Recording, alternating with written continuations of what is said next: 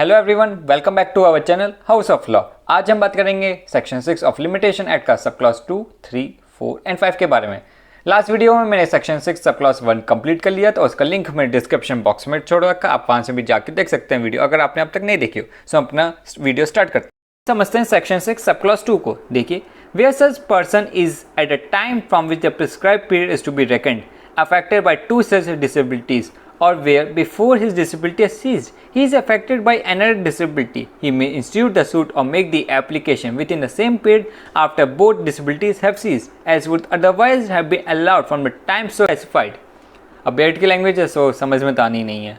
अब हम वापस से इसको समझते हैं और इजी लैंग्वेज में हम समझते हैं क्या कहना चाहता है आपका सेक्शन 6 सब क्लॉज 2। देखिए, वेयर सच पर्सन इज, यहाँ पर पर्सन कौन बोला गया है? माइनर है, इंसेन है कि इडियट है। आगे देखिए, is at the time from which the prescribe period is to be reckoned, जिस समय आपका प्रिस्क्राइब पीरियड था वो आपका स्टार्ट होना था, उस समय देखिए affected by two such disabilities, वो पर्सन उसको दो डिसेबिलिटीज थी। अब यहाँ पर डिसेबिलिटी कौन की चीज़ के बारे में बोला गया है?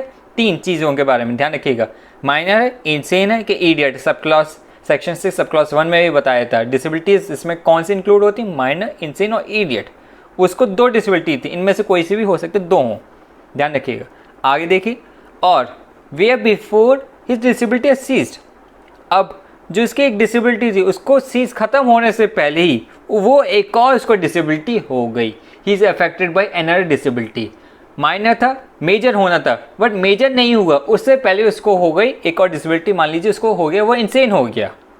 अब पहले तो चीज़ में ये बताया था आपको दो डिसेबिलिटी थी, एक संधि चल रही थी कंटिन्यूस, और दूसरी चीज़ आपको ये बता दिया गया एक डिसेबिलिटी खत्म होने से ही पहले इसको एक और डिसेबिलिटी हो गई। ये ध्यान रखिएगा, सेक्शन 6 सब क्लॉज 2 में दो चीज़ें बता के इंपॉर्टेंट। आगे देखिए, ही में इंस्टीट्यूट द सूट और make the application within the same period after both the disabilities have ceased. अब वो कब ये सूट और एप्लीकेशन कब फाइल कर सकता है? जैसे उसकी दोनों डिसेबिलिटी खत्म हो जाती हैं। आगे देखिए, as would otherwise have been allowed from the time so specified, जैसे आपका टाइम बता रखा सो स्पेसिफाइड आपके।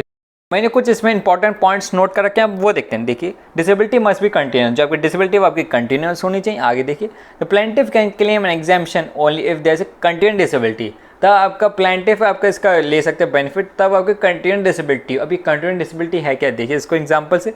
If a person entitled to file a suit is a minor, जो आपका पर्सन है उसको सूट फाइल करना था वो आपका माइनर है, and before he attains majority he becomes insane. अब ये देखिए, अब जब आपका माइनर था वो कभी तो होगा, मेजर तो हो गई, और मेजॉरिटी होने से ही पहले ही वो हो गया इनसेन, तो आपका टाइम बढ़ जाएगा। इसको हम रिलेट करते हैं, देखिए एग्जांपल से। 7 जुलाई को वो माइनर था, 9 जुलाई को वो होना था मेजर, 8 जुलाई को वो हो गया इनसेन। तो आपका देखिए यहाँ पर एक के ऊपर एक हो गई, ये आपकी डिसेबिलिटी, और आपकी ध्यान रखिएगा ये आपकी एक के ऊपर एक हो गई है, तो ये आपका यहाँ पर टाइम बढ़ जाएगा, क्या आपका वो मेजर भी नहीं हुआ और उसको एक और डिसेबिलिटी हो गई। यही चीज़ आपको सेक्शन 6 सब क्लॉज 2 में बताई थी, before disability cease is affected by another disability. यही इसको मैं यहाँ रिलेट कर दें एग्जाम्पल को। आगे देखिए, but the disabilities must overlap each other, ये आपकी जो डिसेबिलिटी हुई है वो आपको ओवरलैप होनी चाहिए, एक के ऊपर एक होनी चाहिए। अगर नहीं होती ऐसी तो कुछ इसका बेनिफिट हम नहीं ले सकते सेक्शन 6 सब क्लॉज। देखते हैं नेक्स्ट इंपॉर्टेंट पॉइंट।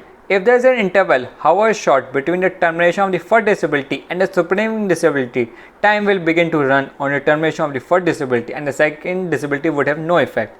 अब मान लीजिए जो आपका ये पहली डिसेबिलिटी खत्म होती है और आपकी जो सेकंड डिसेबिलिटी स्टार्ट होती है, उसके बीच में जो आपका टाइम, मान लीजिए कोई भी शॉर्ट इंटरवल हो, कोई भी शॉर्ट 1-2 दिन का भी हुआ हो, और जैसे ही आपकी पहली डिसेबिलिटी खत्म होती है तो आपका लिमिटेशन पीरियड स्टार्ट हो जाएगा, और जब हमारी सेकंड डिसेबिलिटी है उसका कोई इम्पैक्ट नहीं पड़ेगा, कोई भी इफेक्ट नहीं पड़ेगा। ये था आपका सेक्शन 6 के सब क्लॉज 2 के इंपॉर्टेंट पॉइंट्स।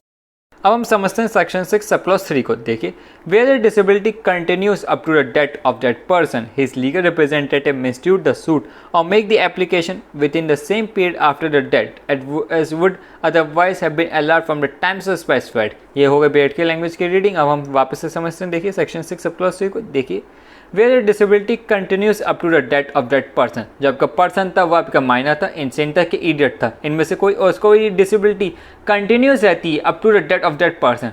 अब इसको मान लेते हैं, जब आपका माइनर था वो आपका माइनर में ही मर गया, इंसेन था इंसेन में ही मर गया, कि इडियट था उसी में मर गया, उसकी वो डिसेबिलिटी उसकी डेथ तक ही रही, उसके पीछे छोड़ा ही नहीं उसको। तो उसके आप लीगल रिप्रेजेंटेटिव आएंगे, LR आएंगे, वो आपके इंस्टीट्यूट कर सकते हैं सूट को कि application for execution of decree का within same period after the death. अब जैसे उसकी डेथ आई तो उसके वो लीगल रिप्रेजेंटेटिव आपका सूट एप्लीकेशन फॉर डिग्री कर सकते हैं फाइल, और जितना समय आपके उसको पर्सन को मिला था उतना ही समय आपके LR को मिल जाएगा लीगल रिप्रेजेंटेटिव को, as would otherwise have been LR from the time specified, जैसा आपको स्पेसिफाइड कर रखा हो शेड्यूल में। ये था आपका सेक्शन 6 का सब क्लॉज 3, जिसमें आपका जो आपकी डिसेबिलिटी थी आपकी कंटिन्यू रही आपकी डेथ तक, तो उसके लीगल रिप्रेजेंटेटिव आपका सूट और एप्लीकेशन आपके फाइल कर सकते हैं आफ्टर डेथ के। अब हम समझते हैं सेक्शन 6 का सब क्लॉज 4। देखिए, where the legal representative refer to in sub section 3। अब यहाँ पर लीगल रिप्रेजेंटेटिव वो ये जो आपके मैं सब क्लॉज 3 में आपको बताया उसके बारे में बात हो रही है। Is at the date of the death of the person whom he represents. अब लीगल रिप्रेजेंटेटिव उस पर्सन को यहाँ पर रिप्रेजेंट कर रहे हैं जिसकी पर्सन की डेथ हो चुकी है। आगे देखिए, affected by any such disability. अब जो इसके लीगल रिप्रेजेंटेटिव है उसको भी कोई डिसेबिलिटी थी उस पर्सन की डेथ होने पर। आगे देखिए, the rules contain in sub section 1 and sub clause 2 shall apply. तो उस लीगल रिप्रेजेंटेटिव पर जो भी सब क्लॉज 1 के प्रोविजंस है, क्या सब क्लॉज 2 के प्रोविजंस हैं, वो इस पर एप्लीकेबल हो जाएंगे LR पर। ये था आपका सब क्लॉज 4।